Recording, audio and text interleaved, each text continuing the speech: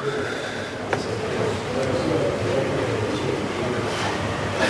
committee is resumed. Kia ora tātou no reire te whare. Inga iwi, inga rio, inga hawe wha tēnā koutou, tēnā koutou katoa. Good evening, honourable members. Prior to the House suspension for dinner at 6 o'clock, the honourable member David Shearer was speaking. The member has 1 minute and 38 seconds remaining. I invite the member to seek the call on the Education Freedom of Association Amendment Bill. Mr. Chair. I call the honourable member David Shearer. Thank you, Mr. Chair.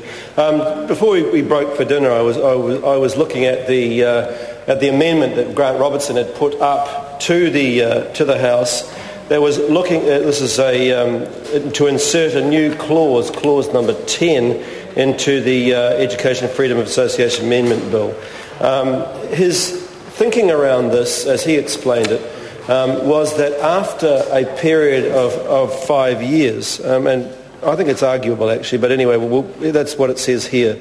After a review, after 5 years, that we would look to review sections 229A to 229CA, which would mean that we would go back to the whole concept of a voluntary student association, or make it more compulsory. I don't actually like the word compulsory, because in a sense it's compulsory to join up, but if you wanted to opt out, there's the option to opt out, as many of the speakers have talked about before.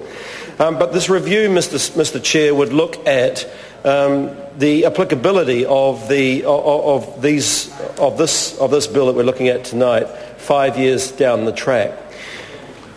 I actually think there should be. My personal preference is I would have liked a series of options here, rather than 5 years, perhaps 1 year, 2 years, 3 years. I think 5 years is a long time, and in that course of that time, an extraordinary amount of damage could be done to student associations.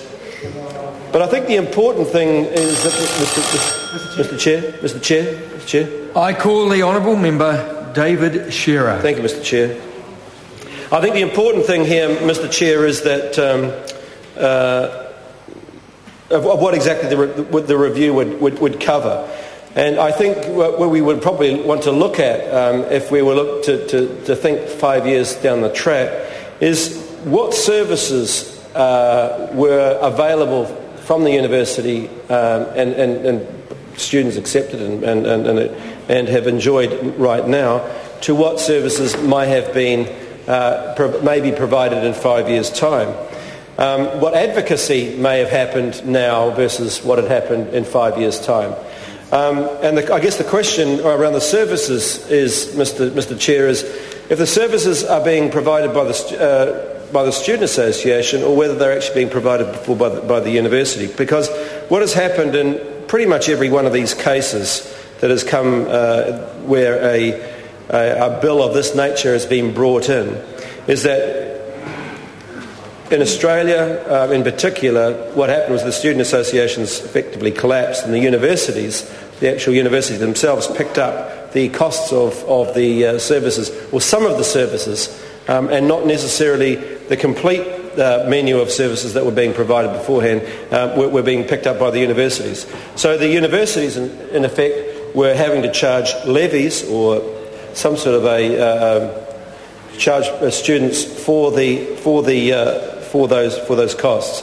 So I think that would be, in my mind, Mr. Chair, number one issue if we were to review this legislation. And I think it's a good thing to do, to review all legislation should be reviewed, and perhaps putting in a compulsory 5-year review clause is quite a good idea. The other area that I was, and this is the second part, I think, is perhaps looking at the student associations and seeing what services they provided to students, not necessarily around the outsides of the university, the counselling, the health, the various other, the cultural, the sporting, all of those sorts of services, which I think will end up we're suffering under this, but also the type of thing that the student associations are doing around improving teaching and improving the various aspects of university life within the classroom. And I know, for example, in Unitec, which is the Polytech, which is in my electorate, going down there talking to the Student Association, they've got an extraordinarily good program where they actually look at the quality of the teaching and rate the quality of teaching in Unitec. Now, this isn't terribly comfortable for a lot of those lecturers and teachers, I have to say. I mean, it's not a terribly popular thing.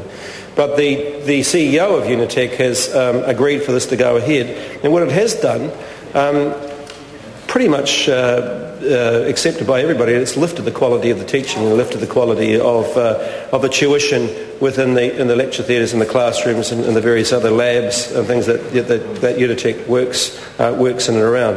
So the student associations aren't just there to do health and counselling and sporting and cultural and all those radio or whatever that people have talked about. They're also there and are making a substantive difference to the quality of the tuition and teaching that's happening within the classroom as well. I think that I think that it would be good to look at the management of student services, and this is something that I know that Heather always talked about before. I agree with it. Some of the student services that are offered and some of the student management that has happened in some of the universities and many of the polytechs are simply not up to scratch. You're asking fairly young students, perhaps with very little management experience, to be able to manage large amounts of money on behalf of the student body. And I do agree that the management of that money and the way that it's accounted for is something that we should look into and something that we can improve. And I actually think that the University Students Association, certainly the national body, is in agreement with that. Lastly, I would say that the review would want to look at the way that the different institutions vary between each other, because I think the student associations that occur in a large body such as Otago University might be somewhat different from a small polytech or even a PTE, and the way that they function as well. So, Mr. I call the honourable member